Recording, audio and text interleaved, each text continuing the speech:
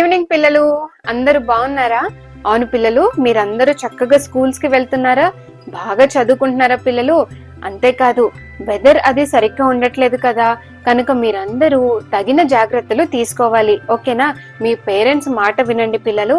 అంతేకాకుండా వర్షం పడుతుంది కదా, ఈ రోజు స్కూల్ మానేస్తానులే అని ఇలా ఎక్స్క్యూజెస్ చెప్పొద్దు. కనుక మీరందరూ మీ పేరెంట్స్ మాట వింటూ చక్కగా ప్రతిరోజు బాగా చదువుకుంటూ ఉండండి. అంతేకాదు పిల్లలు, ప్రార్థన చేయటం అస్సలు మర్చిపోద్దు. ఓకేనా? మరి ఈ రోజు మీ అందరికి ఒక మంచి కథ చెప్పడానికి నేను వచ్చేసాను. మరి కథ వినడానికి సిద్ధంగా ఉన్నారా పిల్లలు?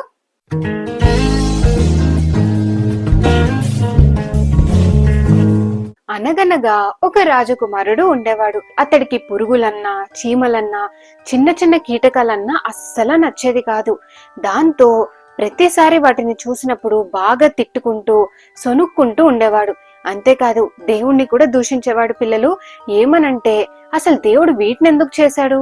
వీటిని చేయకుండా ఉంటే బాగుండేది కదా, వీటి వల్ల ఎటువంటి ఉపయోగం లేదు అని ఇలా ప్రతిరోజు వాటిని చూసినప్పుడల్లా తిట్టుకుంటూ ఉండేవాడు. ఇలా ఉండగా కొన్ని రోజులు గడిచిన తర్వాత తన తండ్రి అయిన రాజు చనిపోయాడు. దాంతో ఇక రాజు యొక్క అధికారం తీసుకోవలసి వచ్చింది. అయితే ఈ రాజకుమారుడు రాజు అవ్వటం కొంతమందికి అస్సలు ఇష్టం లేదు. దాంతో ఎలాగైనా ఇతన్ని చంపాలని కొంతమంది ప్లాన్స్ వేస్తూ ఉన్నారు. అయితే రాజకుమారుడికి ఆ విషయం తెలిసింది. అమ్మో, నన్నే చంపాలనుకుంటున్నారా? నేను ఎక్కడికైనా వెళ్ళిపోవాలి అని అతడు అడవిలోకి పారిపోయాడు. ఇక అక్కడ అతడు భయంతో ఒక చెట్టు కింద కూర్చున్నాడు. కూర్చొని ఈ విధంగా ఆలోచిస్తున్నాడు. అమ్మో, ఇప్పుడు శత్రువులు చూస్తే ఏమవుతుందో అని అలా భయంతో ఒకరోజు అక్కడే నిద్రపోయాడు. అతడు అలా పడుకొని ఉండగా చిన్న చిన్న ఎర్ర చీమలు వచ్చి అతన్ని కుట్టడం మొదలు పెట్టాయి. దాంతో అతడికి బాగా కోపం వచ్చింది.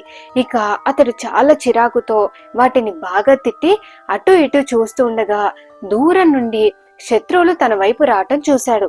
దాంతో అతడు చాలా భయపడి, అమ్మో, శత్రువులు వస్తున్నారు, ఎక్కడైనా దాక్కోవాలి అని అటు ఇటు పరిగెడుతూ అతడికి ఒక చిన్న గుహలాగా కనిపించింది.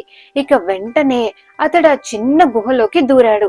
ఆ శత్రువులు ఆ దారిలో వెతుక్కుంటూ వచ్చారు. ఇంతలో ఏం జరిగిందో తెలుసా పిల్లలు? ఆ చిన్న గుహలో కొన్ని సాలి పురుగులు ఉన్నాయి. అప్పుడు అందులో ఉన్న ఆ స్పైడర్స్ అన్ని ఏం చేశాయంటే దాని చుట్టూ గూడుని అల్లాయి. దాంతో ఏం జరిగిందో తెలుసా పిల్లలు? శత్రువులు అటువైపు అతని దగ్గరికి రాగానే వాళ్ళు, రే, ఈ గుహలో చూడండి, ఇందులో ఉన్నాడేమో అని వాళ్ళల్లో వాళ్ళు మాట్లాడుకుంటున్నారు. అంతలో ఇంకొక అతను ఏమన్నాడంటే, రే, సరిగ్గా చూడరా, సాలే గూడు కట్టింది.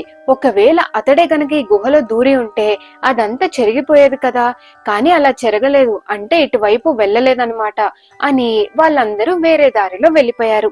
అప్పుడు వెంటనే ఆ రాజకుమారుడికి అర్థమైంది, తాను ఎంతగానో ఈ చిన్న చిన్న కీటకాల్ని బాగా తిట్టాడు కదా, తిట్టడమే కాకుండా దేవుణ్ణి కూడా ఎన్నోసార్లు తిట్టాడు.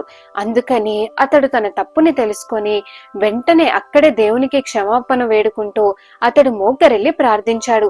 అంతేకాదు, అతడు ఏమన్నాడంటే, దేవుడు అన్నీ మన మంచి కోసమే ఏర్పాటు చేశాడు. ఆయన సృష్టిలో ఆయన ఎందుకు చేశాడని ఎప్పుడూ ప్రశ్నించకూడదు అని అతడు ఒక మంచి లెసన్ ని నేర్చుకున్నాడు. కనుక పిల్లలు, మీకు కూడా అర్థమైంది అని అనుకుంటున్నాను.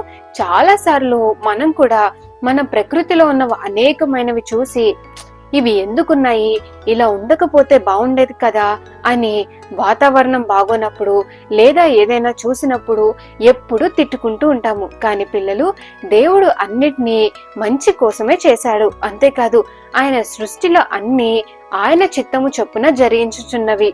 కనుక మీరు ఎప్పుడైనా సరే దేవుని సృష్టిని ఎప్పుడు తక్కువ చేసి మాట్లాడకండి పిల్లలు.